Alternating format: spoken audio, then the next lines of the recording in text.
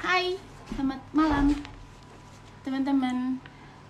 Ketemu lagi di cerita Rasa Monik edisi super spesial malam ini.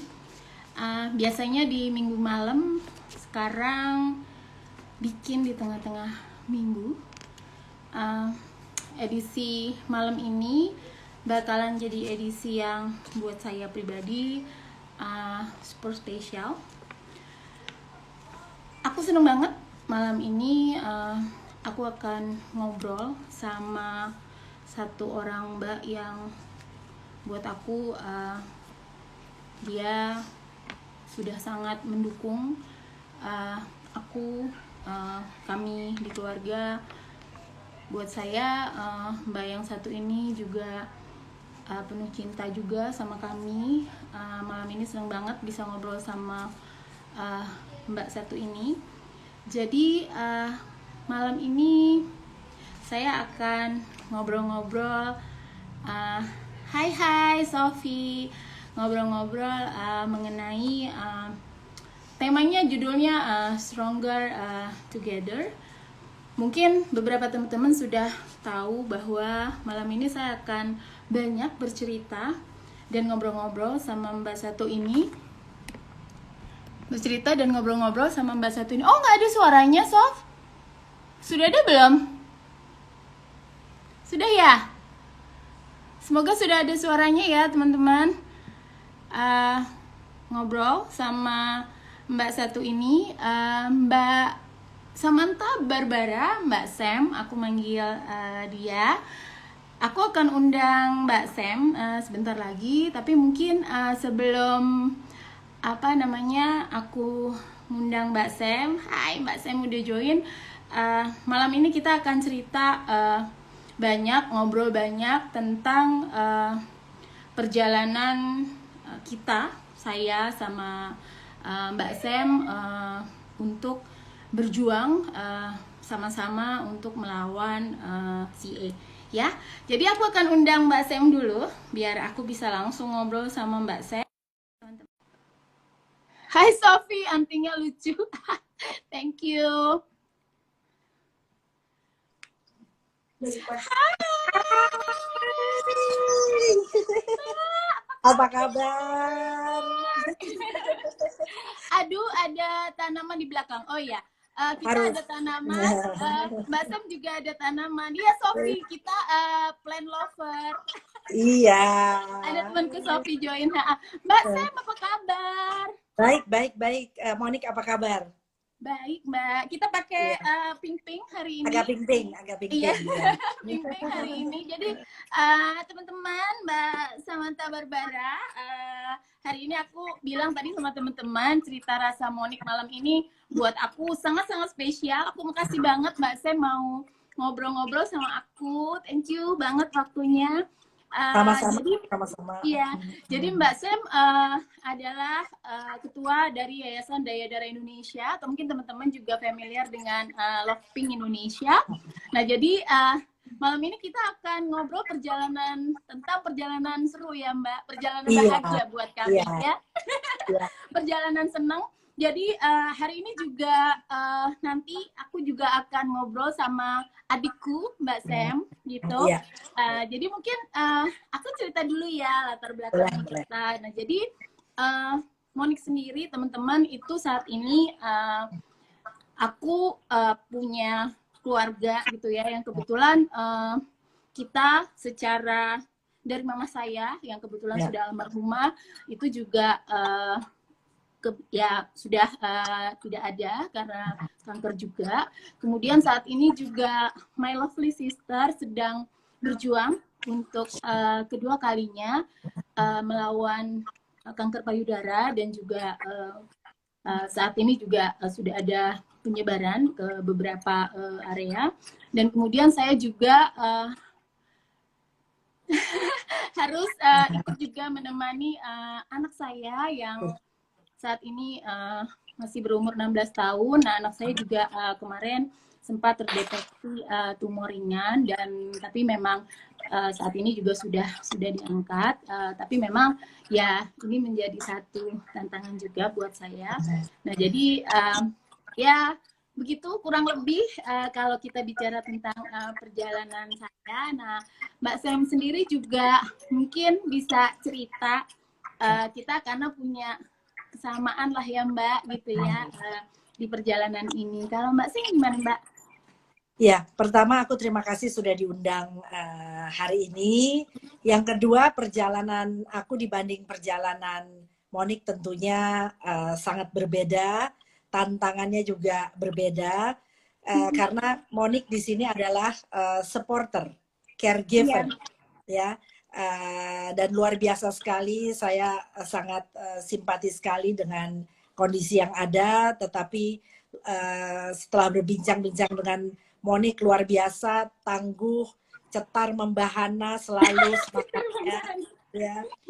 Nah, kalau aku sendiri terdiagnosa di tahun 2013, itu juga iseng-iseng untuk periksa USG.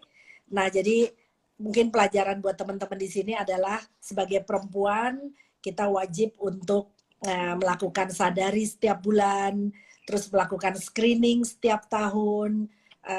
Kalau umurnya di bawah 40 tahun lakukan USG, tapi kalau sudah 40 tahun ke atas double USG dan mamo. Nah, terdiagnosa itu kanker payudara memang pasti perasaannya luar biasa ya. Hadir di suatu keadaan yang gelap, gulita, stres, tingkat dewa, dan kita nggak tahu mesti ngapain. Karena di keluarga aku tidak ada sama sekali yang pernah terdiagnosa dengan kanker.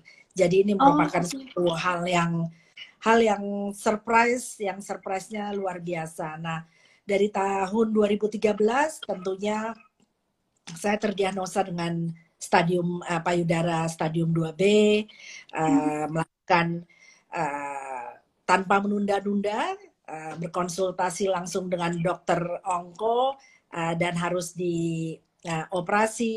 Jadi sudah ada pengangkatan jaringan di payudara kiri seluruhnya, masektomi, kemudian harus diradiasi 30 kali, kemo 18 kali, semuanya tuh kurang lebih 2 tahun. Nah, tapi enaknya apa? Aku banyak teman. Nah, jadi spesial banget ya orang-orang yang bisa menyupport kita ya, Monik ya. Iya, benar. Iya. Iya, Nah, jadi nanti kita akan ngobrol banyak Mbak. Mungkin Monik juga nanti pengen sharing sama Mbak Sam. Nanti juga kenapa hari ini juga aku pengen banget ngobrol sama Mbak Sam karena Mbak Sam juga satu support sistemnya kami gitu ya. Saya dan adik saya dan anak saya. Dengan tentunya melalui komunitas Lofting Indonesia yang luar biasa. Nah mungkin Mbak Sam boleh cerita sedikit gitu ya, mungkin banyak teman-teman yang belum tahu karena aku sendiri juga sudah berada di Lofting, di antara teman-teman di Lofting yang luar biasa itu dari mungkin 2012, 2013 gitu, itu bahkan waktu saat mama saya pertama kali ya 2012 itu divonis ya kanker stadium akhir waktu itu saya ingat, dan sampai hari ini gitu. Nah mungkin tapi teman-teman banyak yang belum tahu Mbak, boleh cerita sedikit ya Mbak tentang Lofting? Ya, boleh. Ya. Pertama ini hari spesial sebenarnya, hari ulang tahunnya Muti. Mbak Muti, kalau Muti ada, happy birthday Muti. Mudah-mudahan dia ikut melihat. Jadi Muti dan Santi Persada itu dua sahabat yang akhirnya setelah melalui perawatan mereka pikir, wah ternyata support dari sesama tuh luar biasa. Support dari sahabat itu luar biasa. Apalagi tentunya support dari keluarga. Nah, sesudah itu mereka akhirnya setelah melalui perawatan, kayaknya aku mau nih giving back ya to society, kepada yang lain. Akhirnya mereka gerilya ketemu satu orang, ketemu dua orang, ketemu tiga orang, mungkin aku keempat atau yang kelima orang yang Hai Mbak dekat. Santi, Mbak Santi Nah, udah hai Mbak joining, Santi Mbak udah datang. Sam. Hai, Nah, thank you Mbak Santi. nah itu suhunya yang luar biasa. Mbak Support Santi. system aku. Nah, jadi akhirnya mereka bikin laughing. Nah, yang Oke. kelima itu ketemu aku sebenarnya udah kenal Muti mungkin waktu SD SMP karena sama-sama kita di Tarakanita kan Oh, gitu oke. ya. Oke. Nah, terus kemudian akhirnya sehari sebelum aku dioperasi ketemu nih sama Santi, sama Muti. Muti. Nah, jadi aku senang sekali karena they've been there. So, path yang aku jalanin tuh bukan buta-buta banget gitu ya kan. Iya, iya. Sudah ada sahabat-sahabat yang pernah menjalani dan aku tinggal mengikuti apa yang bisa kita pelajari dari mereka. Nah, sesudah itu 2013. 2014 di bulan Juni akhirnya setelah bergerilya dapat 5 orang, 10 orang, hampir 50 orang di bulan Juni 2014, akhirnya kita ngobrol-ngobrol, wah ini nggak bisa main-main nih, karena yang perhatian sama kita luar biasa, Iya. yang support kita luar biasa, jadi kita buat legal. Jadi akhirnya Oke. lahirlah Yayasan Daya Dara Darah Indonesia. Indonesia. Nah, sesudah itu kita punya misi nih yang aku rasa nggak banyak tapi sangat baik, yaitu yang pertama adalah support moral. Oke. Laughing itu adalah memberikan support moral, bukan support financial, tapi moral Iya. kepada teman-teman yang baru terdiagnosa, pasien-pasien, dan juga family. Jadi kan Iya. kayak Monik mungkin kaget, mungkin Iya. yang lain suaminya atau kakaknya, adiknya juga Iya. kurang siap. Nah, itu Iya. kita coba dampingi. Nah, yang kedua adalah memberikan edukasi. Karena banyak sekali ternyata waktu aku kena tuh umur 47. Aku nggak pernah sadari loh. Oke. Ya, sadari adalah periksa payudara Darah sendiri. sendiri, ya. Harusnya dilakukan setiap 7-10 hari setelah menstruasi yang pertama. Menstruasi. Oke. Boro-boro itu nggak pernah dilakukan, USG nggak pernah dilakukan, yang ada kita pap smear mulu, ya kan? Iya. Karena sebagai ibu kita punya fokusnya ke anak, rahim, iya. ya, Fokusnya ya, ke rahim, ya. ya. Nah, jadi akhirnya kita mengedukasi pentingnya deteksi dini. Jadi laughing sudah mungkin selama tahun ini tahun ke 6 loh, Mbak Moni, Iya. ya kan udah ke tahun ke-6 kita sudah mengedukasi langsung hampir 80.000 orang, ya kan? Orang, iya. Ya, jadi itu sekedar laughing dan kami juga memberikan pemeriksaan USG gratis, ya. Tapi saat ini semuanya kan karena lockdown kita nggak bisa, karena yang kerja semuanya survivor loh, Monik. Jadi yang semua Iya, luar dilakuin itu, biasa. ya, Iya. Ya, ya, jadi teman-teman aku juga pengen nambahin banget ya. Jadi aku juga tahu gitu ya, Lovepink apa juga sudah cukup lama dan aku senengnya gitu ya sama teman-teman Lovepink ya, sebagai aku juga supporter gitu yang kebetulan family-nya sebagai warrior juga gitu ya. Itu kita justru banyak melakukan kegiatan-kegiatan yang seru dan menyenangkan gitu ya Mbak. Kita bikin acara lari bareng, kita bikin acara yoga, kita bikin acara yang untuk mengedukasi ini tuh dengan cara-cara yang apa ya, menyenangkan gitu. Karena kan kita juga harus orang aware bahwa kanker kan kayaknya kok dibilang kayak penyakit gitu. Padahal kan sebetulnya kita nggak bisa juga gitu ya menjudge itu. Jadi ya makanya orang juga harus paham gitu ya tentang sebetulnya cancer tuh seperti apa, dan bukan menjadi mentang-mentang dia pasien cancer terus harus dijauhin dan gimana gitu ya, karena banyak juga yang belum paham sebagai orang-orang yang ada di sekitarnya gitu. Jadi seneng banget aku juga gitu ya ada di Lovepink. Tadi juga udah banyak yang kita educate. I think you have a very misi mulia Mbak Sam gitu. Makasih dan aku juga senang berada di keluarga besar Loving Indonesia. Nah, mungkin mumpung kita lagi ngobrol-ngobrol ya, aku kan mungkin nggak banyak cerita sama teman-temanku gitu ya.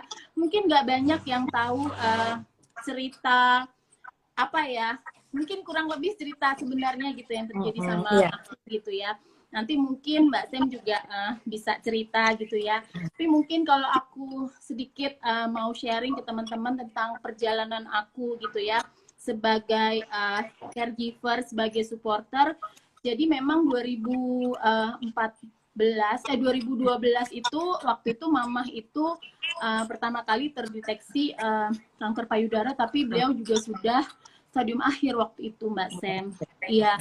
Nah memang sebelumnya mamah itu sudah 2 kali kena tumor. Tapi memang at that time itu tumornya cukup ganas, jadi beliau juga sudah dioperasi 2 kali untuk tumor payudara. Dan tapi memang menjadi survivor cukup lama gitu, mungkin lebih dari 10 tahun. Dan buat saya, mama saya itu luar biasa gitu, karena beliau itu orangnya emang nggak pernah diem gitu ya, dan dia tidak merasa dia sakit gitu. Bahkan habis operasi aja beliau langsung beraktivitas dan memang semangat juang dan hidupnya tinggi gitu. Sampai akhirnya memang cukup berat waktu itu perjalanannya 2014. Mama mungkin saking memang nggak mau ngerasain ya Mbak ya kalau mama tuh sakit. Jadi pas begitu memang sudah drop, yang terjadi adalah memang sudah di stadium akhir Mbak. Saat itu 2012 gitu. Nah, ya saya sama adik saya juga cukup shock di satu sisi karena sudah stadium akhir, dan seperti mungkin ya kita tahu gitu ya dari sisi medis ya pasti bahasanya seperti itulah Mbak gitu. Ya kita berusaha yang terbaik, cuman ini kondisinya sudah stadium akhir dan cukup berat karena waktu itu mamah juga sudah cukup penyebarannya lumayan banyak Mbak Sam, karena sudah ke paru-paru dan beliau juga sudah ada cairan di paru-paru dan itu cukup berat ya. Dan mamah juga punya asma yang sangat berat, jadi itu memicu beliau juga cukup kesulitan gitu. But the good thing yang aku sangat bangga sama mamah ya, ya mungkin medis dokter bilang ya maybe 6 months will be the waktu yang mungkin harus dijaga bener-bener, meaning my God gitu ya, aku nggak percaya gitu karena aku tahu mamahku gitu loh. Jadi waktu itu memang beliau bener-bener yang ya udah gitu, ya udah kita operasi, oke, angkat kemo, ya udah habis itu ya mama akan biasa aja gitu ya. Dan luar biasa Mbak, mamah itu bertahan 3 tahun Mbak Sam gitu.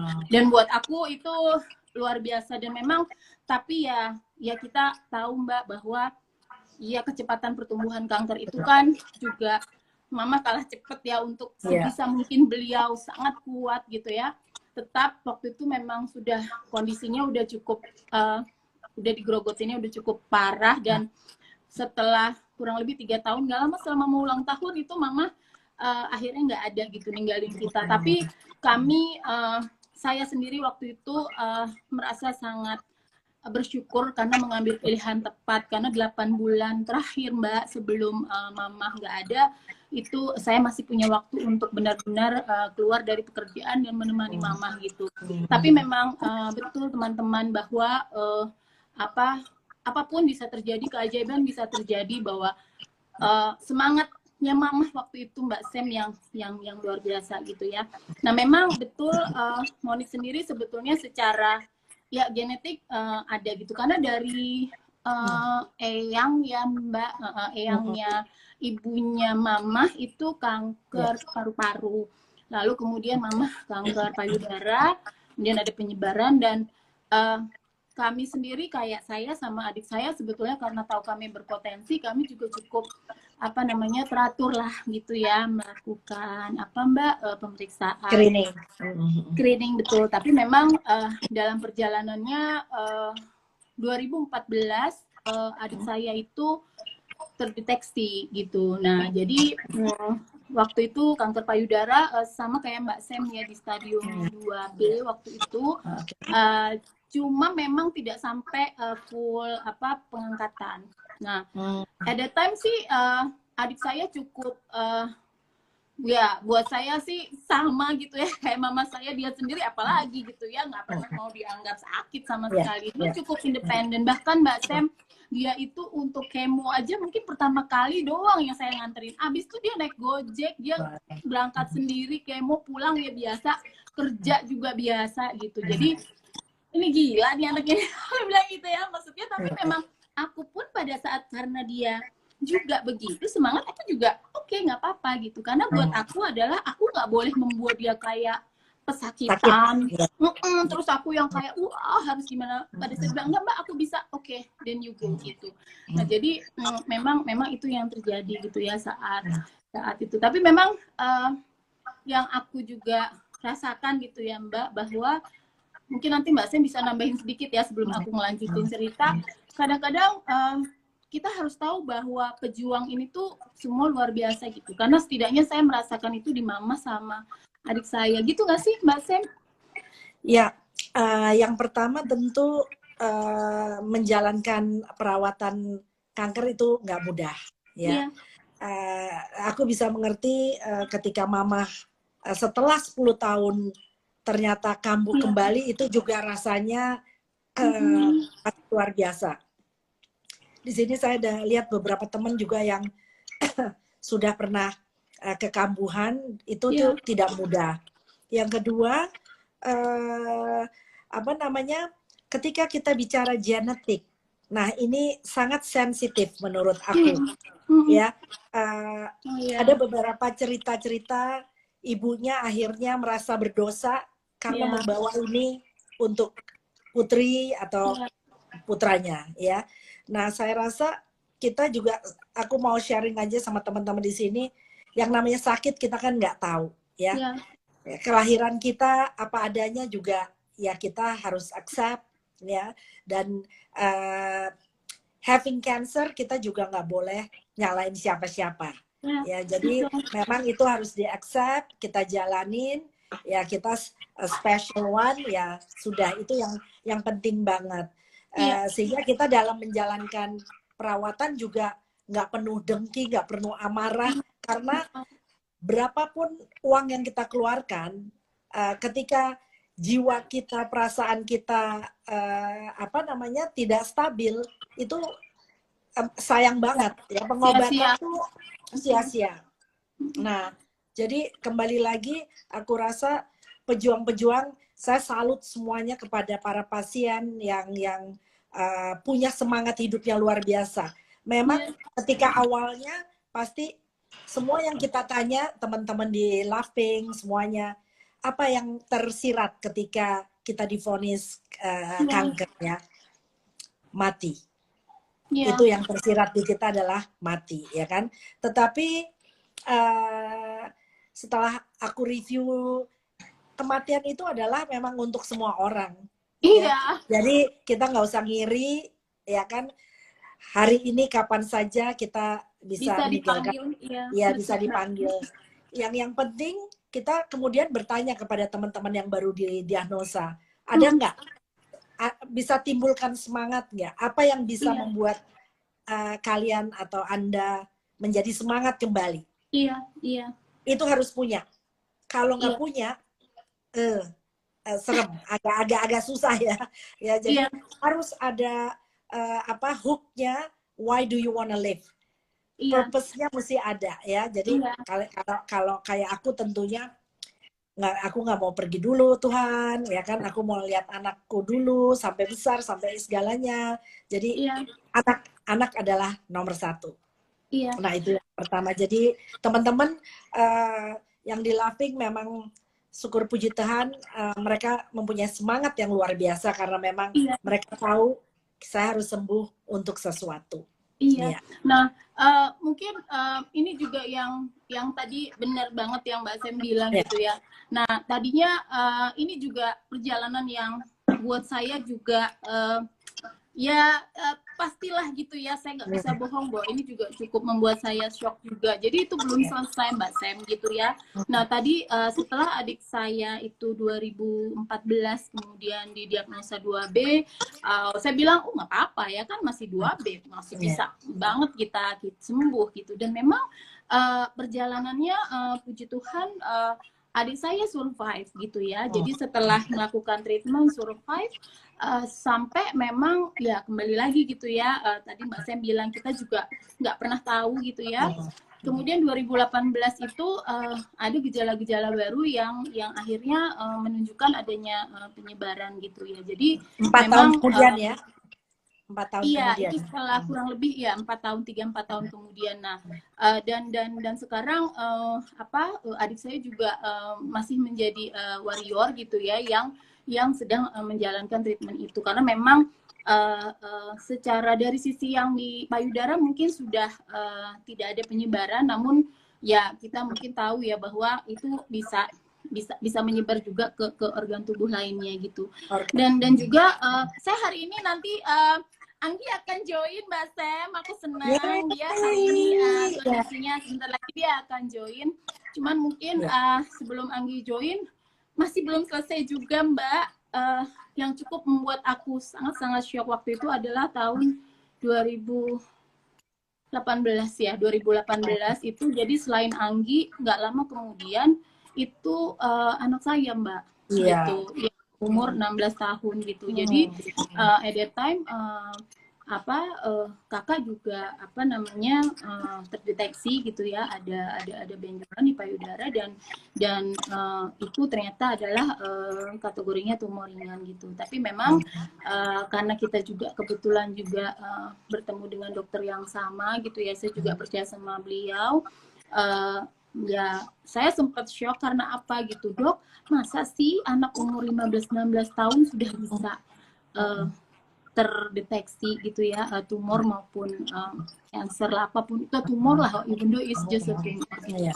Terus ini juga penting untuk teman-teman di sini juga tahu ya, mungkin nanti kalau yang nggak nonton live mungkin nanti ada di IGTV-nya saya, nanti kami teman-teman harus dengerin diskusi kami karena memang saya kemudian juga cukup kaget Mbak Sam. Lalu aku ngobrol sama dokter, dok, apa iya anak sekecil ini bisa gitu ya?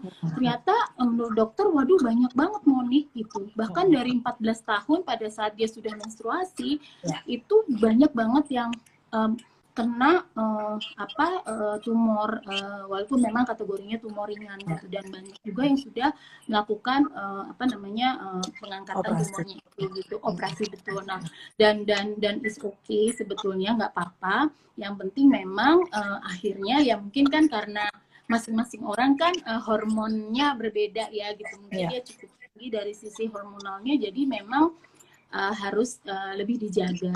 Nah, cuman ya tadi mungkin Mbak Sam sempat bilang gitu kan, kalau ini bicara soal genetik, pasti saya sebagai ibu, nah ampun, kok nggak ya aku gitu loh, kok ya anakku, pastilah Mbak gitu kan.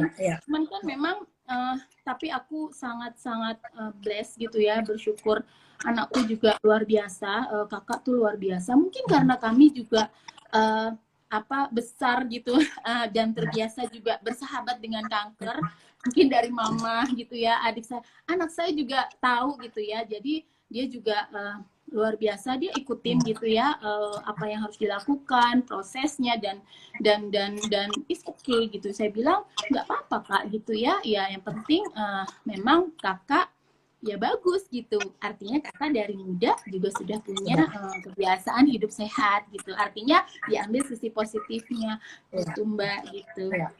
Jadi aku mau tambahkan sedikit Monik, ya. Jadi memang karena pengaruh lifestyle, kami juga punya beberapa teman-teman yang di bawah umur 25 ya, itu 20-an sudah terdiagnosa kanker payudara. Ya, jadi udah kanker ya Mbak ya, udah kanker. Ya, sudah kanker.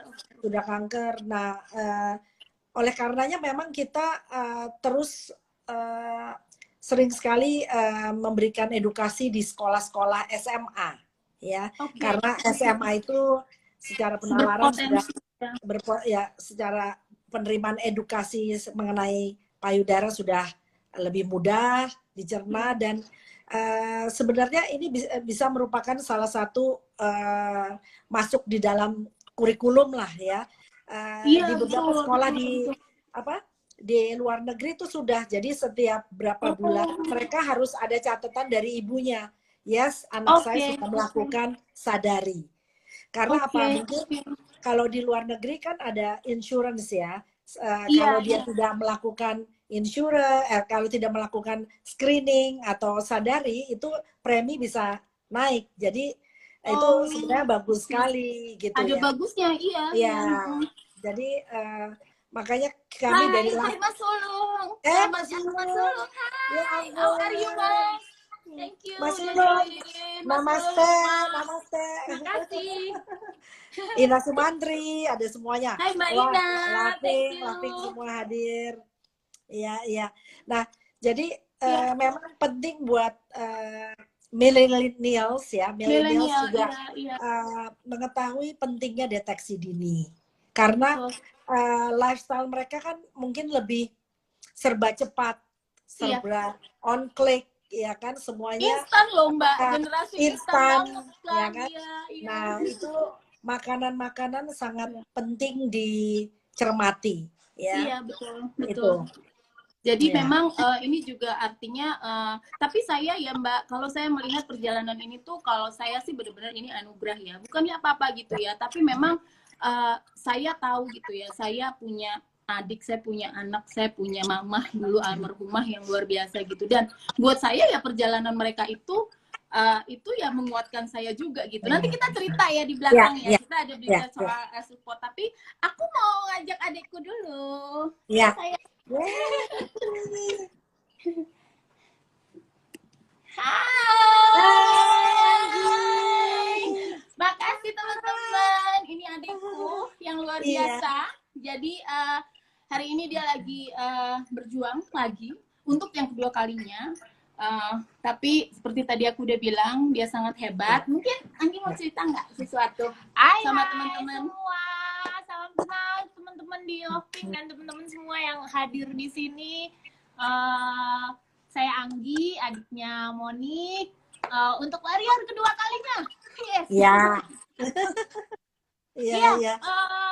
Perjalanannya sih waktu yang awal mungkin karena pengalaman nemenin mama, almarhum mama, jadi di dalam pikiran saya adalah ketika menerima diagnosa bahwa saya cancer itu jujur sama sekali bukan rasa takut yang saya rasakan gitu. Jadi udah langsung berpikirnya oke, berarti saya akan tahap yang akan saya jalanin adalah 1, 2, 3 gitu. Akan saya lakukan itu gitu. Jadi tanpa ada rasa takut sama sekali gitu. Apalagi juga didampingin sama dokter yang luar biasa yang selalu rasanya tuh tidak memberikan kekhawatiran gitu. Jadi membuat Dokter kita sama. Iya, dokter Manigara. Iya, jadi membuat jadi ngejalaninnya juga santai gitu Mbak. Ngejalaninnya juga nggak yang penuh ketakutan atau apa gitu. Nah, dan waktu dulu juga seperti Mbak Monik tadi cerita, saya memposisikan diri bahwa enggak, selama saya masih bisa jalanin, saya bisa jalan untuk berobat sendiri, penyinaran sendiri, saya lakukan itu. Dan di pekerjaan pun alhamdulillah kantor sama sekali tidak memposisikan saya seperti orang sakit gitu. Justru rasanya saat itu saya ditugasin keluar kota, itu yang wow, saya dipercaya gitu. Jadi rasanya malah membuat saya kuat ngejalanin semua. Sampai Papua loh Mbak, keluar luar biasa. Papua. Terus kemo juga naik Gojek, Masya Allah lah, ini dia emang. Jadi, luar biasa. Nah, jadi dari perjalanan mungkin memang saya tuh selesai pengobatan yang di tahap pertama itu di tahun 2015. Jadi ya memang saya mendapatkan edukasi bahwa kira-kira 5 tahun itu menjadi kritikal. Ya, itu Mbak, tahap itu yang memang pada saat itu awalnya di MCU kantor Mbak. Dari situ awalnya yang setahun sebelumnya masih aman semuanya, kemudian setahun sebelum saya jadwalnya untuk periksa rutin udah di MCU kantor, ditemukanlah di metastase ke paru gitu. Nah, dari situ ya sudah kembali konsul dan memulai untuk perjalanan di warrior yang kedua ini gitu. Ya. Tapi aku dengar cerita juga lebih lengkap dari Monique. Sungguh salut, luar biasa. Pasti ceritanya nih harusnya banyak di-share juga dan bisa menginspirasi teman-teman. Kapan-kapan boleh kalau belum masuk WhatsApp grupnya Warrior kita, mungkin ini bisa bagus sekali ya, saling memberikan energi positif ya. Itu yang pertama. Dan kondisi Anggi sekarang seperti apa nih saat ini? Ya, kalau saat ini memang karena sedang minum menjalankan kemo, memang saat ini sih lagi drop di leukosit sama HB. Ya, itu prosesnya. Dan cuman untuk paling kemarin-kemarin tuh saya benar-benar yang hanya bisa dalam posisi tertidur karena memang juga di metastatasenya di tulang bagian ekor, Mbak. Nah, itu yang membuat saya mengalami kesulitan untuk duduk dan berdiri. Iya, gitu. Iya, iya. Namun setelah proses penyinaran, bagian itu sudah pulih dan saya bisa mulai duduk dan berdiri kembali. Gitu. Dan dari situ ya saya memulai, aduh ini kalau dimanjain aja juga nggak bikin ini nih gitu. Saya tetap ngelatih, tapi kalau udah terasa lelah ya saya kembali ke posisi tidur. Dan sekarang saya memulai nih seperti masak sendiri, seperti itu, Mbak. Mulai juga ngikutin. Wow. Apa yang membuat Anggi semangatnya bulldozer banget?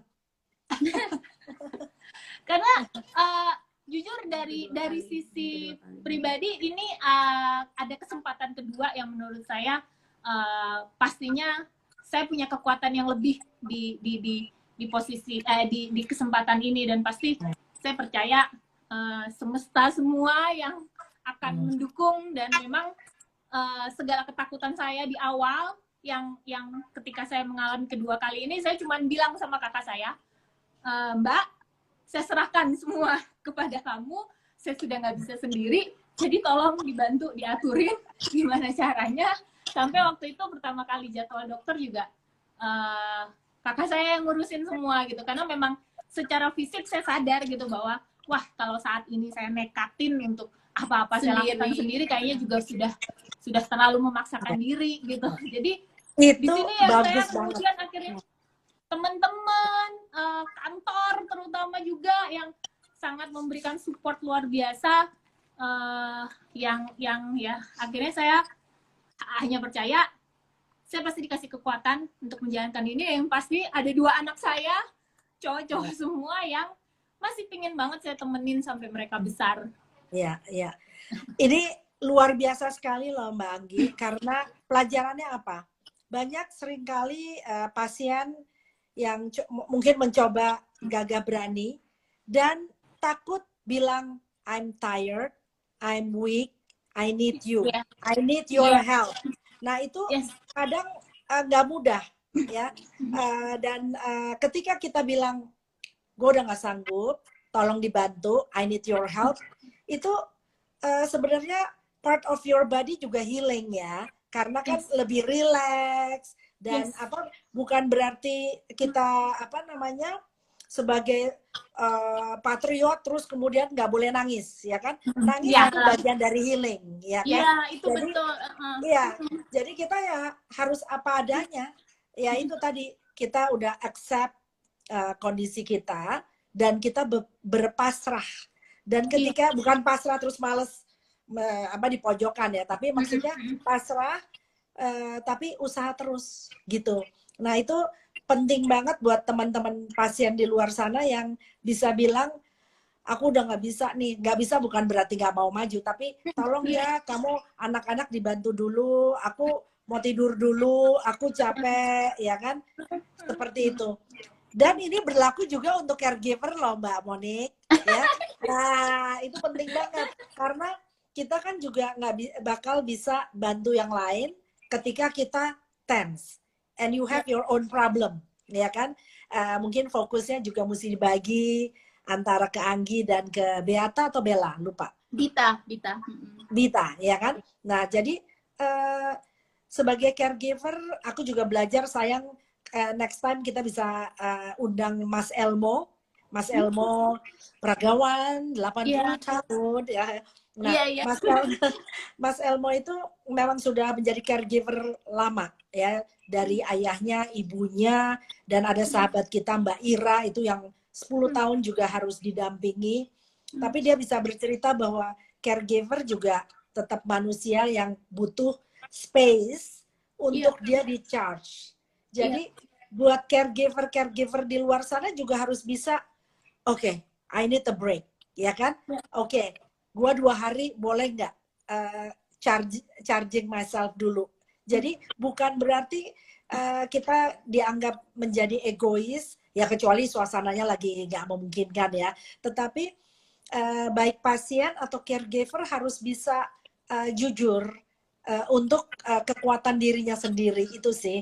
Jadi ya. Mungkin aku juga pengen cerita sama teman-teman di sini gitu ya. Jadi memang pastinya waktu yang pertama kali terdiagnosa kembali itu, aduh udah kondisinya udah drop banget Mbak. Orang dia udah akut, dia udah sampai yang aduh ini ya udahlah gitu ya, tapi oke, ayo langsung. Jadi saat itu kita langsung masuk UGD tuh Mbak. Saat itu langsung masuk UGD begitu Anggi drop untuk yang kedua kalinya itu.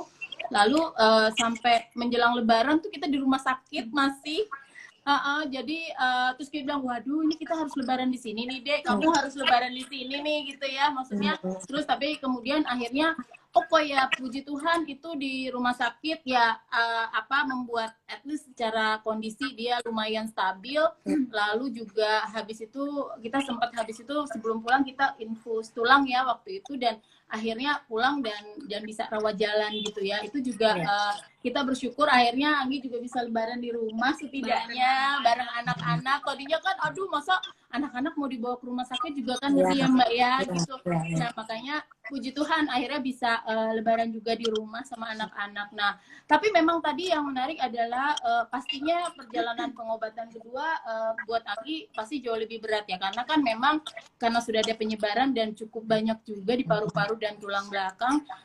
Pastinya secara stamina tidak seperti dulu lagi gitu ya. Dan makanya aku bilang nggak apa-apa deh ya, kamu juga harus egois gitu. Egois dalam arti ya kamu udah nggak usah mikirin yang lain, dan kamu nggak apa-apa gitu loh, nggak usah mikirin yang lain gitu, karena saat ini ya kamu harus fokus sama diri kamu sendiri gitu.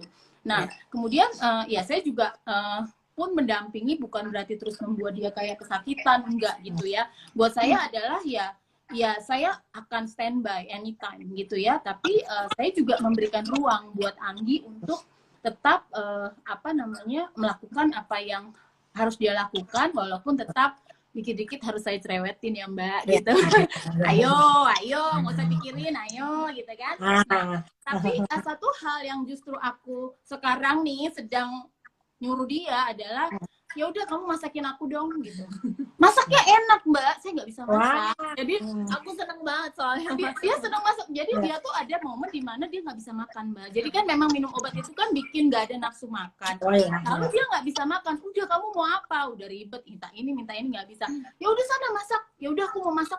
Ya udah dia masak dong, walaupun sambil harus duduk ya deh ya. Ya dia masak gitu ya, dibantuin, ada yang marutin, ada yang motong-motong gitu. Habis itu dia makan nggak muntah Mbak.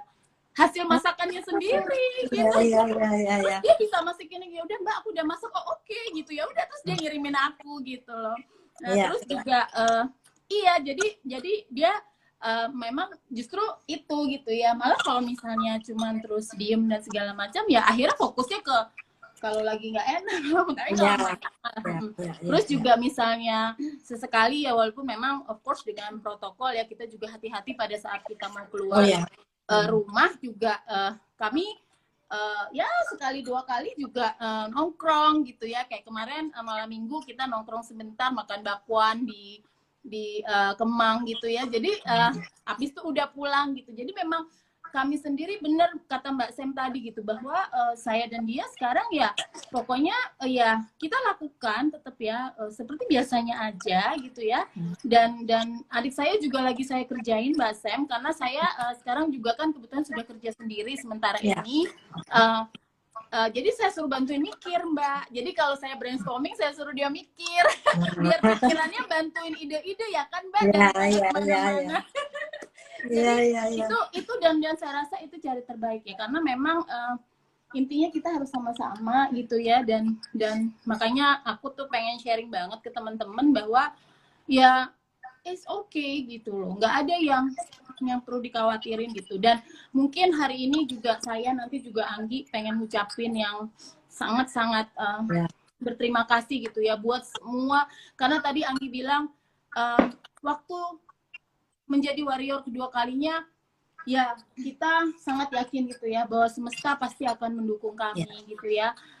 Love Pink, Mbak Sam dan teman-teman di Love Pink, aduh kita juga nggak nyangka gitu, banyak banget dukungan dari teman-teman yang kita nggak sangka gitu ya. Mungkin nanti Anggi mungkin mau ngucapin gitu makasih satu-satu, tapi memang tadinya juga saya juga memutuskan untuk kemudian keluar dari pekerjaan tetap juga banyak tadinya pertimbangan, cuman saya pikir adalah ya saya pengen punya waktu, bener tadi kata Mbak Sam bahwa as a caregiver ya harus happy, as a caregiver harus nggak boleh stres lah, kalau saya stres lah dia nanti gimana ya kan. Jadi dan saya memilih untuk melakukan hal-hal yang memang menjadi passion saya sekarang gitu ya. Jadi saya pikir ini satu ekosistem yang kami sendiri berusaha cari gitu ya, dan lakukan gitu untuk biar kita satu sama lain pun mensupport, karena dia juga membuat saya kuat gitu. Itu sih Mbak gitu.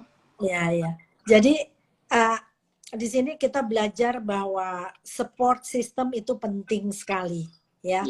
Apalagi Anggi dapat special banget langsung dari siblingnya, dari kakak tersayang, karena ada juga yang lahir cuman mungkin anak tunggal ya kan, atau single mother, banyak sekali ya. Curcol nih banyak yang lihat nih kayaknya single mother. Nah, kadang-kadang juga kita dapat support belum tentu dari family ya. Jadi dari teman itu luar biasa juga, dari teman kantor ya, dari sahabat-sahabat.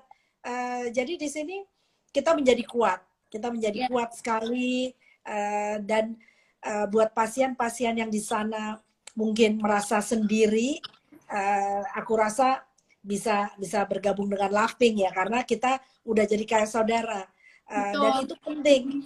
Pernah salah satu dokter bilang, Sam, kamu tahu nggak tuh ibu yang sebelumnya? Kenapa? Itu uang ada, suami ada, tapi nggak ada perhatian. Nah, nggak ada support batin, nggak ada bonding. Dia datang dengan stadium 2B, nggak ada 3 bulan langsung 4. Karena apa? Nelongso. Ya, jadi kalau bicara soal nelongso, ini juga adalah hal-hal yang harus kita cuci bersih, say goodbye, saluting the past, ya kan? Terus saying goodbye with love. Jadi apapun yang sudah terjadi kemarin, in the past, ya kita saluting aja. Karena itu membuat kita lebih kuat, ya kan? Perjalanan kita di belakang, ya udah kita goodbye, dan kita harus bisa menatap masa depan atau setiap detik yang diberikan tuh dengan grateful. Karena kalau kita terus bawa yang di belakang, sementara orangnya mungkin atau kondisinya atau suasana itu udah nggak mikirin kita, ya kita sendiri yang kelibet. Aku mikirinnya kayak gini, kita di dalam dasar laut, samudra, berenang, tapi karena mikirin banyak persoalan, itu yang namanya rumput laut. 1, mengenai apa nih, Mbak, pecahin gelas. 2, apa nih, wah cucian nggak kering. 3, mengenai apa, jadi terus. Nah, ya kan? Ayo. Jadi semuanya benar. semuanya dipikirin, dan siapa sih yang nggak pernah sakit hati, ya kan? Siapa sih nggak pernah sedih? Kita pernah lah punya cerita-cerita masa lalu, tapi jadikan itu sesuatu menjadi yang positif, ya. Jadi yang sudah ya sudah, karena itu buat penyakit terutama cancer itu elemen yang penting juga lah untuk kita bisa membersihkan perasaan kita dengan hal-hal seperti itu. Iya. Apa namanya? Beberapa teman pernah kena badai dalam rumah tangga, ya kan? Ketika sudah selesai cancer, tapi kemudian ada masalah-masalah. Nah, itu dibawa terus. Ketika kedua kalinya kena, itu cepet banget. Karena apa? Nggak bisa dibersihin sendiri, nggak bisa letting go. Forgive itu kan sebenarnya bukan buat orang lain, sebenarnya buat kita. Ya, jadi kita harus ya udah, karena untuk kita supaya kita juga jadi kuat. Urusan yang gitu udah nggak usah dibawa. Urusannya adalah ke depan, being grateful, happy, ya happy nggak selalu pakai duit banyak loh, happy ngurusin tanaman-tanaman, ya kan? ada Sony. Ya. Nah, jadi aku cuman titip buat teman-teman pasien yang di sana, memang urusan hati itu kita juga harus perlahan. Emang nggak bisa sehari, ya. It takes awareness kita, mindfulness kita, ya kan? Ini ngapain sih? Kalau bangun tiba-tiba ingetnya itu, ngapain jualan kita beli? Udah lu sana, ya kan? Kita pikirin yang lain aja lagi. Jadi itu aku rasa sebagai survivor, elemen-elemen seperti itu harus bisa kita tinggalkan. Selain itu tentu nurut sama dokter, tidak boleh ditunda-tunda, ya. Jadwal juga itu penting buat mereka juga yang merasa ada yang tidak normal. Itu juga jangan tebak-tebak buah manggis, ya kan? Harus segera diperiksakan. Seperti anakmu itu bagus sekali, tetap aware walaupun masih muda, dan itu akan menjadi kebiasaan, ya. Jadi setiap tahun mungkin putrinya Monique memang harus rutin di check up, ya, seperti itu. Jadi support is very important. Siapa yang mau dibilangin terima kasih tuh tadi? Anggi, banyak. Terima kasih. Anggi mau share ya. Jadi udah pasti keluarga besar kami gitu ya. Selain saya, papa saya, anak-anak saya, suami saya gitu ya, anak-anaknya Anggi sendiri juga luar biasa. Mereka juga cukup mengerti mamahnya lagi memang berjuang gitu ya. Pastinya semua keluarga besar. Nah, yang paling penting juga adalah teman-teman kantor di Medco Foundation, itu luar biasa, pimpinan semuanya, pimpinannya Anggi juga di Medco, teman-teman Medco. Jadi Anggi WFH gitu ya, masih WFH, dan dia masih suka mikirin gitu ya. Masih colek-colek timnya gitu ya. Tapi terus kemudian juga pastinya adalah keluarga besar di Medco Group juga. Kemudian yang pasti teman-teman Ikatan Alumni Fakultas Hukum Universitas Parayangan Bandung, juga teman-teman unit kegiatan dari Sastra Teater dan juga Korgala Unpar. Kemudian teman-teman SMA aku yang waktu di Jogja, terima kasih udah sempet ditengokin jauh-jauh ke sini juga. Kemudian juga yang pasti Dokter Sonar, Dokter Manigoro, dokternya kita. Jadi dia juga yang ada selalu nemenin adik saya, anak saya. Aduh, kalau nggak ada beliau emang kita udah bersyukur banget ketemu beliau gitu untuk dampingin kita. Dan pastinya komunitas Loving yang buat saya terima kasih, memberikan positif yang luar biasa. Dia bisa berbagi, bisa tetap survive dan semangat. Dan buat saya tadi yang pesennya Mbak Samantha adalah berdamai dengan diri sendiri. Itu buat saya jauh lebih bahagia untuk bisa jalanin semuanya dengan ridho Allah.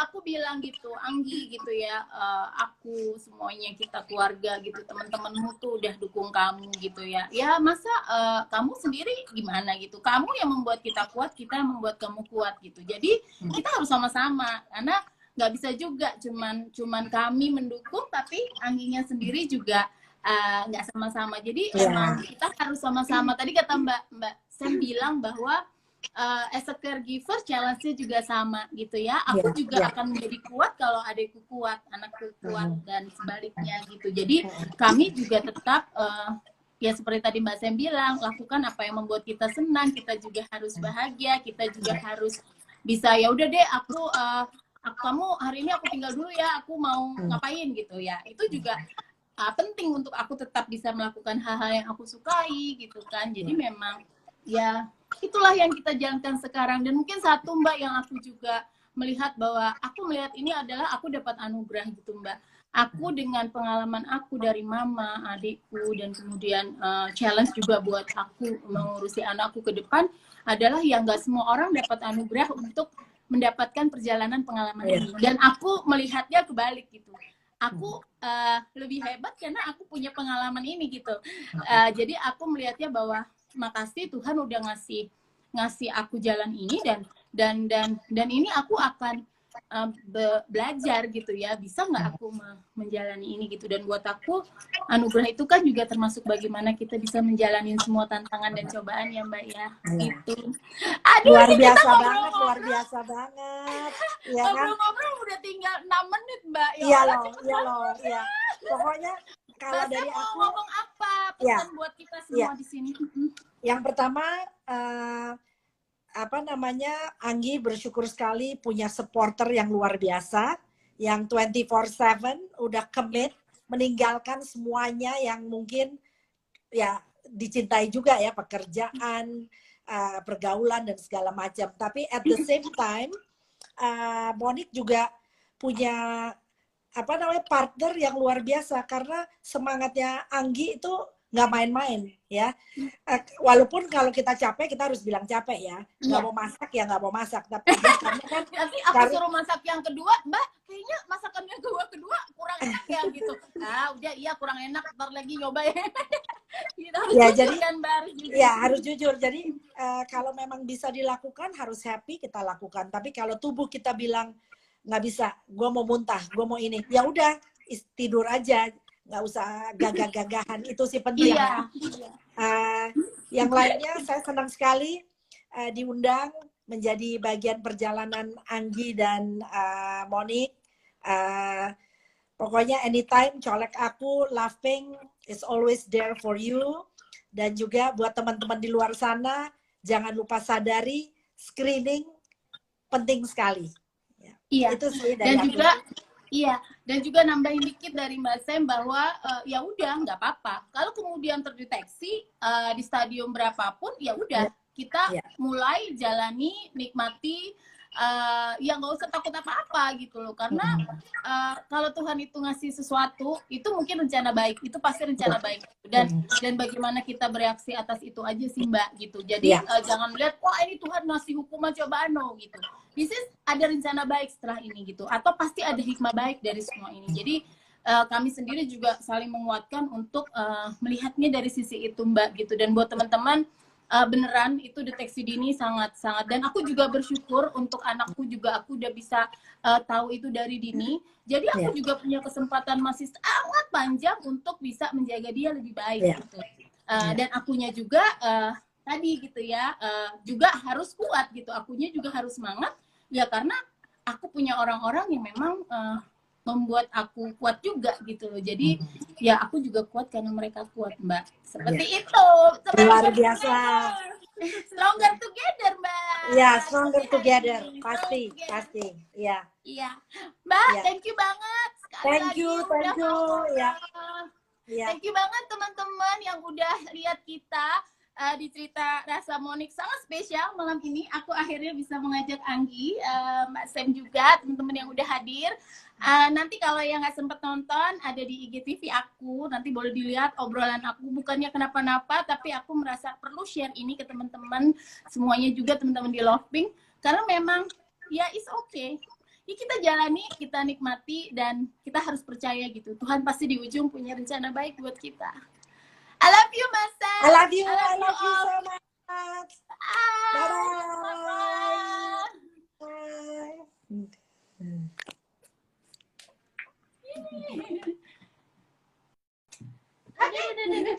Enggak apa-apa.